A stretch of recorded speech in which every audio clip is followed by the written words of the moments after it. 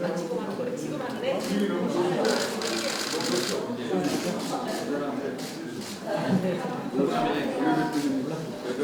나쁘지는 않아. 근데 굉장히 고집쟁이고.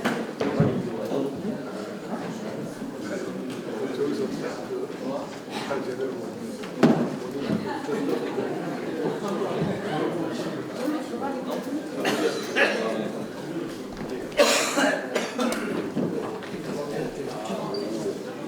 여기 괜찮아요? 야, 너무 좋다. 야, 역시 옷이랑 멋쟁이. 진짜 잘했다. 컨센트를 좀 준비해 드릴게요. 우리가 밥상 책임이 안 난다. 음료 냉장고도 있어요. 아, 여러분들이 원내대표한테 아. 아니 저것도 너무 잘했어. Write out future, talk out future, make out future. 네, 너무 김수민. 잘했네. 그 등도 우리 김수민 최고가 디자인한 거 예, 기자님들 전복도 좀 시작하겠습니다. 예. 홍보 전문가. 바른미래당 제45차 원내대책회의를 개회하겠습니다. 어제 의원총회 결의에 따라 우리 바른미래당 주도로 6월 임시국회 소집 요구서를 제출했습니다.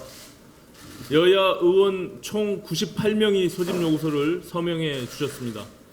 민주당과 한국당이 마주보고 달리는 기관차처럼 강대강 대치를 이어가는 참으로 답답한 상황에서 임시국회 소집이라는 결단을 내려주신 우리 바른미래당의 의원님들께 깊은 감사의 말씀을 드립니다.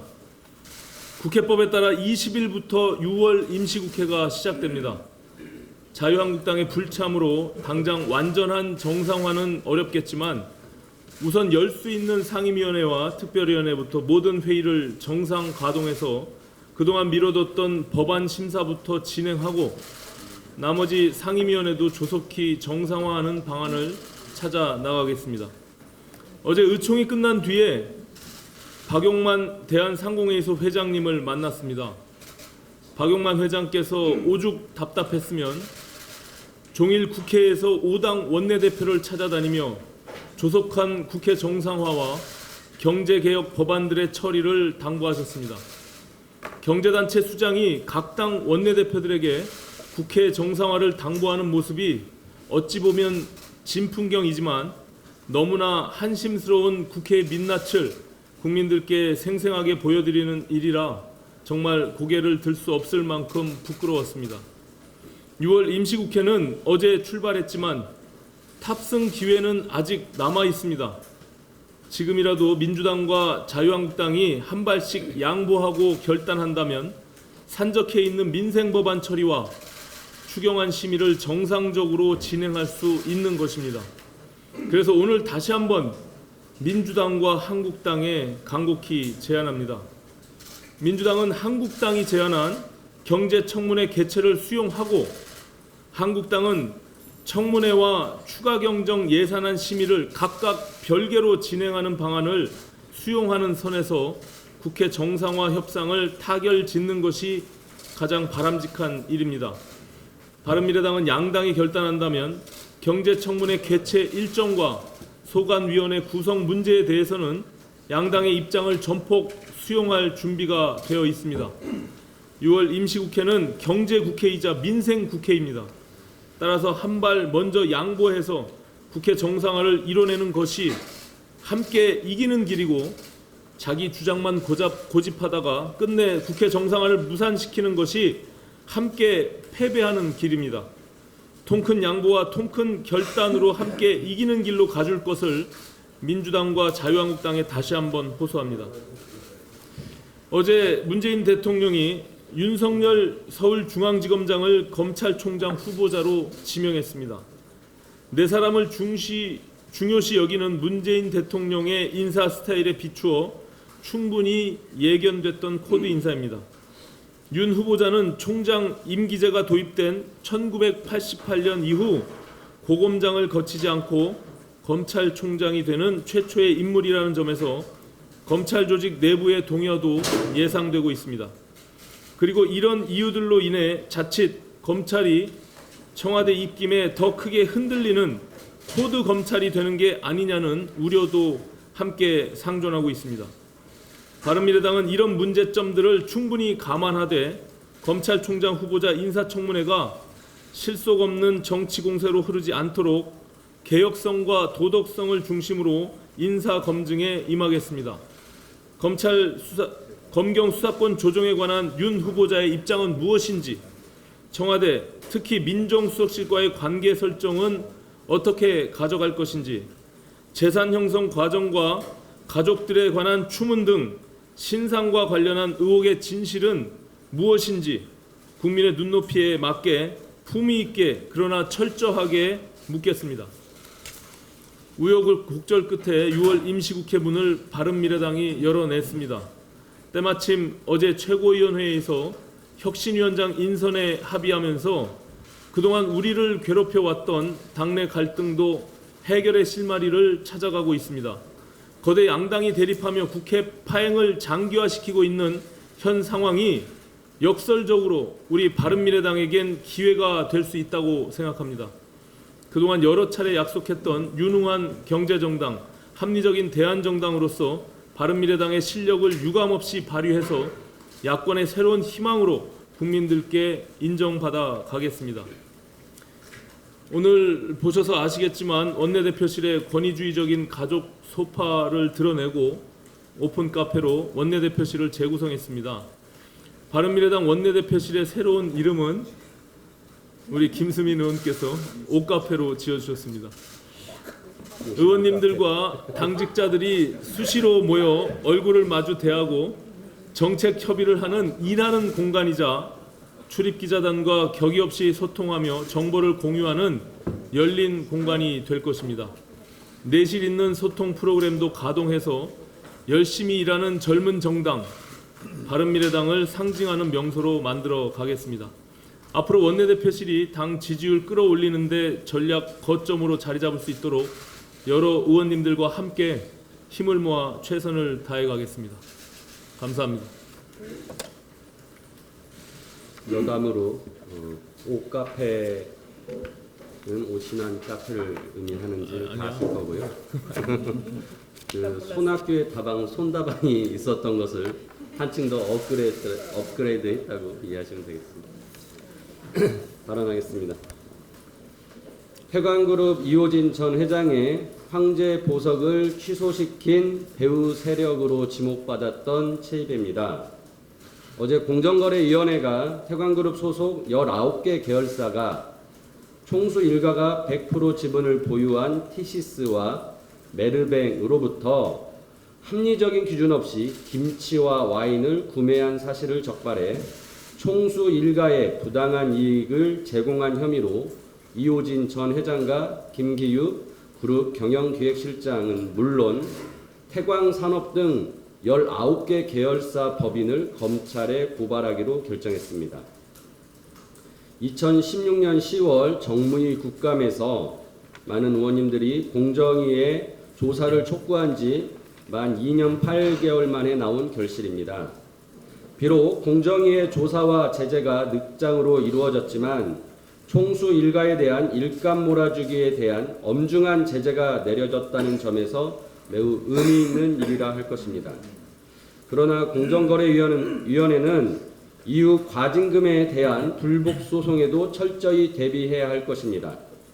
특히 총수 일가의 사익 편취 관련 첫 제재 사례인 한진그룹 총수 일가의 일감 몰아주기 사건이 고등법원에서 패소한 것과 같은 실수를 반복하지 않도록 만전을 기해야 하며 나아가 제2, 제3의 태광그룹을 적발하고 적극적으로 제재 조치를 해야 할 것입니다. 또한 공정거래위원회는 문재인 대통령의 대선 공약으로 총수 일가 사익 편취 규제 적용 대상 기업의 총수 일가 지분율을 20% 이상으로 일원화하겠다는 내용의 일감 몰아주기 규제를 강화해야 합니다. 이러한 대기업의 일감 몰아주기, 불공정 거래 행위가 근절되어야 혁신 성장의 사다리가 복원되어 중소기업이 중견기업, 대기업으로 성장할 수 있습니다. 대한민국의 경제 구조 개혁을 위해 재벌 중심 시장 구조를 근본적으로 개혁해야 합니다.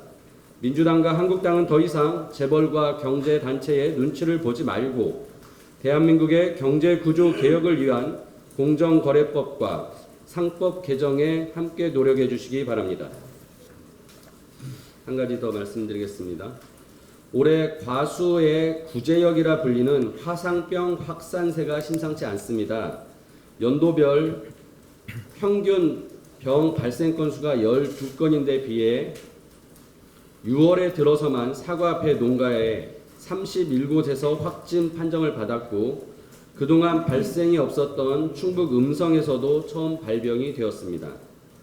화상병은 2015년 첫 발생된 이후 꾸준히 확산되고 있으나 검역당국은 감염 경로 등을 포함한 종합보고서조차 내놓지 못하고 있는 상황입니다.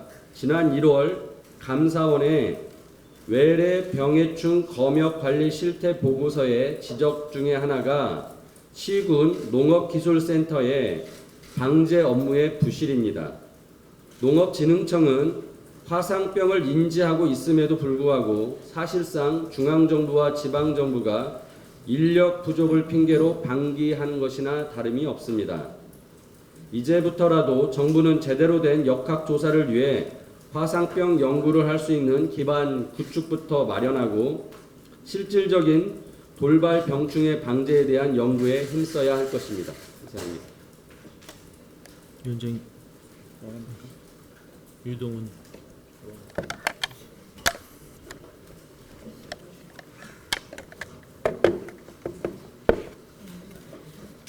어제 중국에서 국내 쇼핑 사이트인 쿠팡에 대한 접속이 이루어지지 않는다는 소식이 언론에 보도되었습니다. 지난해부터 블로그, 카페가 여전히 접속 차단되고 있고 최근에는 뉴스를 포함한 대부분의 네이버 서비스, 포털 다음 서비스가 접속 차단된 데 이어 또다시 중국 내 국내 사이트 접속 문제가 불거진 것입니다. 문제는 2014년 테러 정보를 막기 위한 조치라며 중국이 라인과 카카오톡을 차단한 이래 수차례 제기된 접속 차단 문제에 대해서 그동안 원인이나 규정 근거 어느 것 하나 뚜렷하게 중국 측의 설명을 들은 바가 없다는 것입니다. 근래에 또다시 벌어진 차단 사태는天安문 사건 30주년, 송환법 철폐를 외치는 홍콩 시위 등 민감한 정치 문제를 마주한 중국이 중국 정부의 불리한 정보 유통을 막기 위한 조치라는 추측만이 나올 뿐입니다. 하지만 이는 명백히 공정무역의 기본인 상호주의를 위반한 행동이며 글로벌 스탠다드에도 맞지 않는 처사입니다. 국내에서는 중국의 바이두, 위챗, 알리바바에 대한 접속이 정상적으로 운영되고 있으며 단 한 번도 설명이나 근거 없는 차단이 이루어진 적이 없습니다. 특히 이번 온라인 쇼핑 사이트 쿠팡에 대한 접속 문제는 정치적 문제로만 이해되지 않는 것으로 중국의 자국 산업 보호를 위한 의도된 행위가 아닌지 의심하지 않을 수 없습니다. 매번 이어지는 이러한 사태에 대해서 국내 이용자들은 우리나라도 상응 조치를 해야 한다고 강력히 주장하지만 전 정부는 물론 현재의 문재인 정부에서도 뚜렷다 할 입장이나 해결책을 제시하지 못하고 있습니다. 이용자들이 그리고 국내 산업이 수년간 계속된 피해를 입고 있음에도 정부 당국이 미온적 태도로만 일관하는 것은 옳지 않습니다.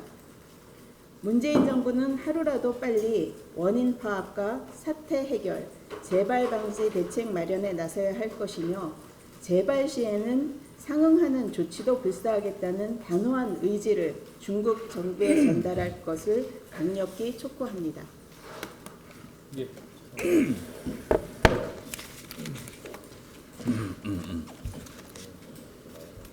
2017년 8월부터 3년에 걸쳐서 정무위 또 당 정책회의 등을 통해서 꾸준히 지적해왔던 한국 GM의 이전 가격 문제가 대부분 사실이었다라는 것을 제가 확인했습니다.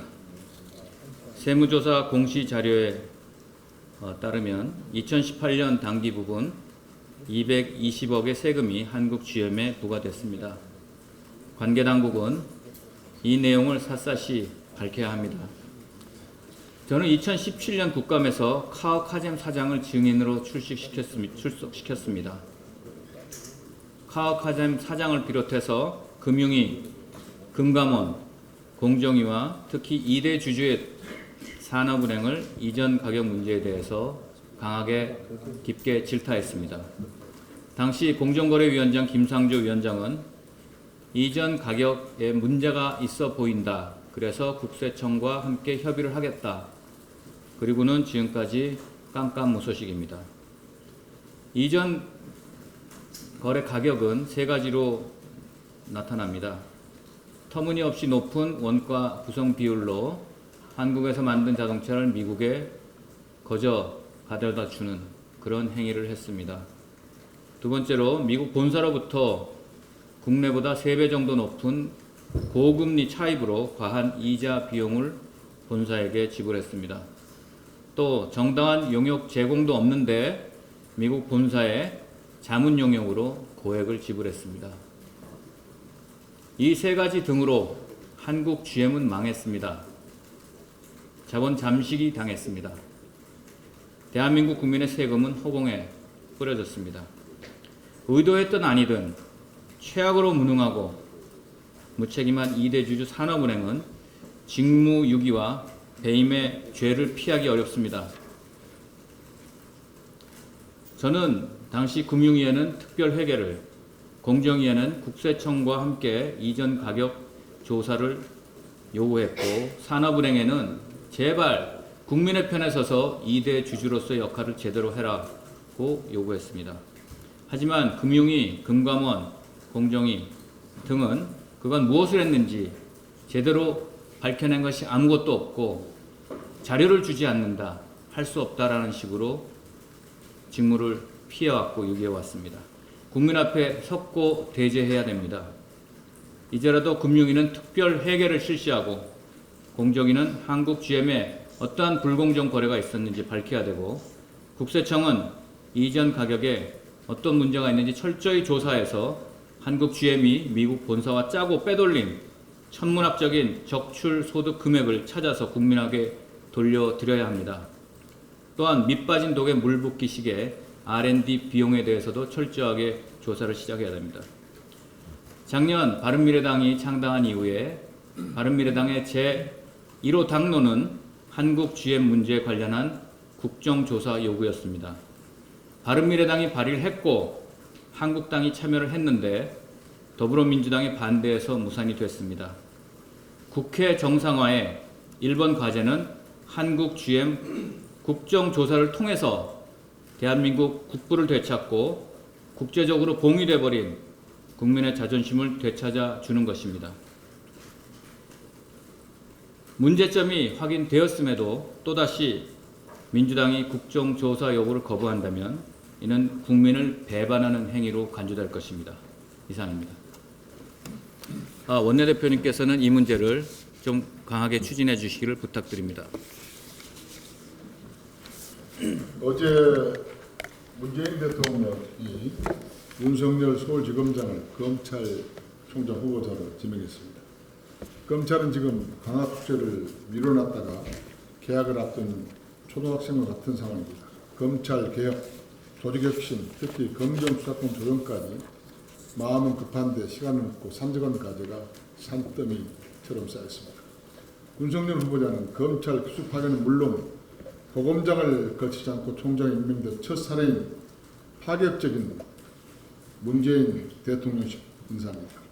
따라서 과연 후보자가 문재인 정부의 포도 인사가 아니라 검찰 개혁 과제들을 해결하고 검찰 수장이 될 만한 자질이 지녔는지 청문회에서 철저히 검증하도록 하겠습니다. 어제 우리 바른미래당이 주도하여 자유한국당 의원을 제외한 여야 의원 98명이 임시국회 소집 요구 서명을 받아 의사과에 소집 요구를 제출했습니다. 이에 따라 국회는 72시간 이내에 개회하게 되어 있습니다. 민생을 살려한다는 절박한 심정으로 우리 바른미래당이 6월 국회 소집을 주도했습니다.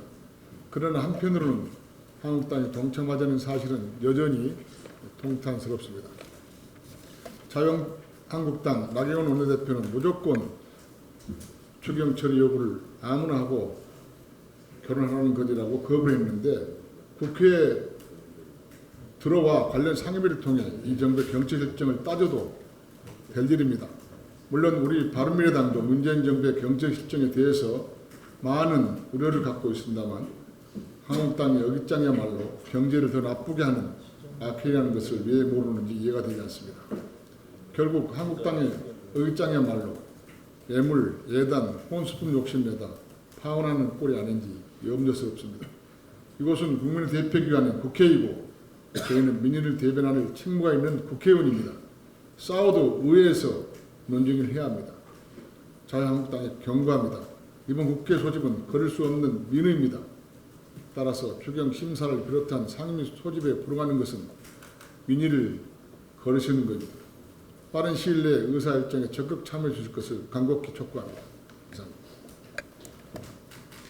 예, 그 지상 의원님 지적하신 한국 GM 국정조사 관련 문제는 여전히 끝난 문제가 아닌 것을 확인했습니다. 그 교섭단체 간 협상 과정에서 이 문제 제기를 하고 적극적으로 의견을 개진해 나가도록 그렇게 하겠습니다. 더 이상 발언하실 의원이 안 계시면 비공개로 전환해서 회의 진행하도록 그렇게 하겠습니다. 고맙습니다.